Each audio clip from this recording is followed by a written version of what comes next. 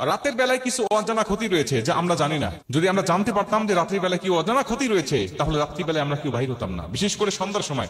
নবীজি বলেছেন, এই সন্ধ্যার সময় তোমরা বাচ্চাদেরকে বাহিরে বের হতে দিও না, কারণ সন্ধ্যা থেকে শুরু হয় ফজর অবধি পর্যন্ত এই ক্ষতি মানুষের জন্য চলতে থাকে।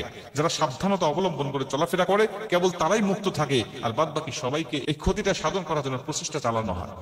রাসূল সাল্লাল্লাহু আলাইহি ওয়াসাল্লাম বলেন, জিন জাতি, দুষ্ট জিন এবং দুষ্ট শয়তান এই সন্ধ্যার সময় মানুষের ক্ষতি করার জন্য এতটা হন্য হয়ে খুঁজতে থাকে, এতটা প্রচেষ্টা চালাতে থাকে, যদি তোমরা চোখে দেখতে পারতে ঘরের দরজা জানালা বন্ধ করে ঘরের মধ্যে বসে থাকতে তোমরা বের হতে না।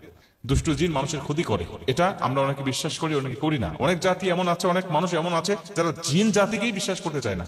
যারা জিনকে বিশ্বাস করে না তাদের ঈমান থাকতে পারে না, কারণ আল্লাহ পাক পবিত্র কোরআনে জিন সম্বন্ধে একাধিক আয়াত নাজিল করেছেন, এবং কি আল্লাহ পাক পবিত্র কোরআনে জিনের সম্বন্ধে জিন নামে একটি সূরারই নামকরণ করেছেন, সূরাতুল জিন 29 নম্বর পারা। রাসূল সাল্লাল্লাহু আলাইহি ওয়াসাল্লাম বলেন, আমার আল্লাহ পাক জিন জাতি সৃষ্টি করেছেন এবং নবীজির হাতে জিন জাতির কিছু দল কালেমা পড়ে মুসলমান হয়েছেন। আল্লাহ পাক সূরা জারিয়াতের মধ্যে বলছেন, ওয়া মা খালাকাতুল জিন্না ওয়াল ইনসা ইল্লা লিয়াবুদুন, আমি আল্লাহ মানব জাতি এবং জিন জাতিকে সৃষ্টি করেছি শুধুমাত্র আমার ইবাদত, দাসত্ব আর গোলামি করার জন্য। মানুষের মধ্যে যেমন ভালো মন্দ আছে, আল্লাহর আবেদ বান্দা আছে, নাফরমানি বান্দাও রয়েছে, জিন জাতির মধ্যে ঠিক একই রকম আল্লাহ পাকের আবেদ জিনও রয়েছে এবং নাফরমানি জিনও রয়েছে। যারা আল্লাহর ইবাদত করে তারা জান্নাতে যাবে, আর যারা আল্লাহর গোলামি করে না, নাফরমানি করে, তারা মানুষের মতো তারাও জাহান্নামে যাবে। অনেক মানুষ আছে কোরআনের কথা বিশ্বাস করে না, ইসলামের কথা বিশ্বাস করে না, কিন্তু ১৫০০ বছর আগে কোরআন যে জিন সম্বন্ধে কথাগুলো বলে গেছে, ১৫০০ বছর আগে কোরআন মানুষের সম্বন্ধে যে কথাগুলো বলে গেছে, এই কথাগুলো এখন বিজ্ঞানরা একটু একটু করে প্রমাণ করছে, আর ওই কথাগুলো তখন ওই মানুষগুলো বিশ্বাস করে নিচ্ছে।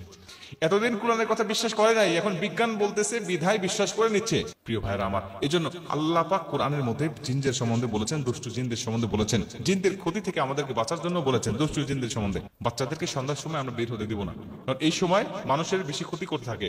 রাত্রিবেলায় আমরা বের হতে দিব না, যদি বের হতেই হয় তাহলে নির্দিষ্ট কিছু দোয়া কালাম আছে, এগুলো পাঠ করে শরীর বন্ধ করে তারপরে বের হয়ে যেতে হবে।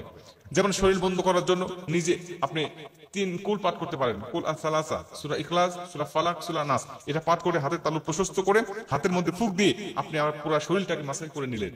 কোন জিন জাতি, কোন দুষ্ট জিন, দুষ্ট শয়তান আপনাকে ক্ষতি করতে পারবে না। রাত্রিবেলায় যখন ঘুমাবেন, রাসূল সাল্লাল্লাহু আলাইহি ওয়াসাল্লাম বলেন, তখন আমি হাতটাকে প্রশস্ত করে কুল আস-সালাসা অর্থাৎ 3 কুল পাঠ করে আমি পুরো শরীরে মালিশ করে নিতাম।